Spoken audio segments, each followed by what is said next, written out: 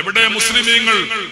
നിങ്ങൾ എവിടെ നിന്ന് വന്നവരാ? പാകിസ്ഥാനിൽ പോകണം എന്ന് പറയുന്ന ആളുകളോട് വിനീതമായും അവസാനമായും ഞാൻ പറഞ്ഞോട്ടെ, ഞങ്ങൾ എന്തൊക്കെ തേച്ച് വേണം പാകിസ്ഥാനിൽ പോകാൻ? ഞങ്ങൾ ഒരുപാട് സാധനങ്ങൾ, ഒരുപാട് ചിഹ്നങ്ങൾ ഉപേക്ഷിച്ച് വേണം ഞങ്ങൾ പാകിസ്ഥാനിൽ പോകാൻ. ഞങ്ങള് കുത്തുബ് മീനാർ ഉപേക്ഷിക്കണം, ഞങ്ങള് താജ്മഹൽ ഉപേക്ഷിക്കണം, ഞങ്ങള് ഒരുപാട് ചിഹ്നങ്ങൾ ഈ രാജ്യത്തിന്റെ തലസ്ഥാനത്തും മറ്റ് കേന്ദ്രങ്ങളിലുമുള്ള സാംസ്കാരിക കേന്ദ്രങ്ങളും ചരിത്രപരമായ ചിഹ്നങ്ങളും അതെല്ലാം ഉപേക്ഷിച്ച് വേണം ഞങ്ങൾ പാകിസ്ഥാനിൽ പോകാൻ. നിങ്ങൾക്ക് മറ്റെവിടെയെങ്കിലും പോകാൻ ഒന്നും ഉപേക്ഷിക്കേണ്ടതില്ല. കയ്യും വീശി പോകാം, കയ്യും വീശി നിങ്ങൾക്ക് പോകാം. ഞങ്ങളുടെ പൈതൃകമുണ്ട് ഇവിടെ, ഞങ്ങളുടെ സ്വത്തുക്കളുണ്ട് ഇവിടെ, ഞങ്ങളുടെ സാംസ്കാരിക ചിഹ്നങ്ങളുണ്ട് ഇവിടെ. അതൊക്കെ ഞങ്ങളുടെ രാജ്യത്ത് ഞങ്ങളുടെ പൂർവീകന്മാർ നേടിയെടുത്ത ചിഹ്നങ്ങളാണ്. ആ ചിഹ്നങ്ങളൊക്കെയും ഉപേക്ഷിച്ചുകൊണ്ട് ഞങ്ങൾക്ക് എവിടെയും പോകാനില്ല.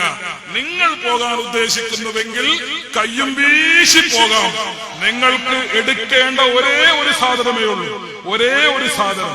ജയിലിൽ നിന്ന് പുറത്തിറങ്ങാൻ വേണ്ടി 6 തവണ നിങ്ങളുടെ ആചാര്യൻ നക്കിക്കൊടുത്ത ആ ബ്രിട്ടീഷുകാരന്റെ ഷൂ ഇല്ലേ, ആ ഷൂ മാത്രമേ നിങ്ങൾക്ക് കയ്യിലെടുക്കാനുള്ളൂ. ഞങ്ങൾക്ക് ഒരുപാട് കയ്യിലെടുക്കാനുണ്ട്. അതുകൊണ്ട് അങ്ങനെ അങ്ങ് പോകാൻ പ്രയാസമാണ് എന്ന കാര്യം മാത്രം ഞാൻ അവരോട് സൂചിപ്പിച്ചുകൊണ്ട്, സഹോദരങ്ങളെ, നമുക്ക് ഒന്നിച്ചു നിൽക്കണം.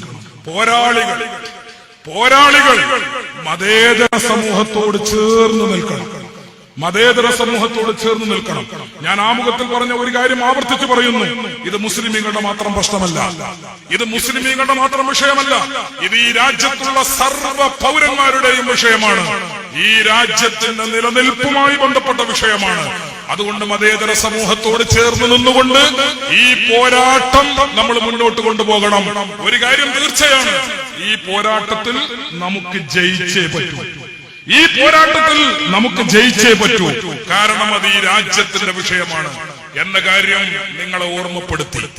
അല്ലാഹു തആല നമുക്ക് ഈ ഒരു രാജ്യത്തിന്റെ മൂല്യങ്ങൾക്ക് വേണ്ടിയുള്ള, മതേതരത്വത്തിന്റെ, ജനാധിപത്യത്തിന്റെ നിലനിൽപ്പിന് വേണ്ടിയുള്ള ഈ പോരാട്ടത്തിൽ നമ്മുടെ മതേതര നേതാക്കൾക്കും ജനാധിപത്യവാദികൾക്കും നമുക്കെല്ലാവർക്കും അല്ലാഹു ശക്തി പകരുമാറാകട്ടെ. ആമീൻ എന്ന്